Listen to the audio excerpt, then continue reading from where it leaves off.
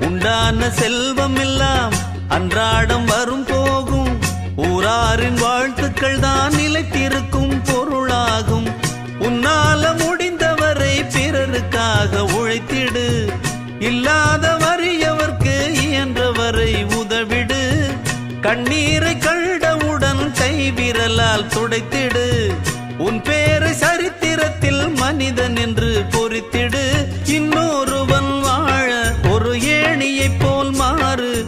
உள்ளம் உள்ள உன்னை இங்கு வெல்லுறவன் யாரு?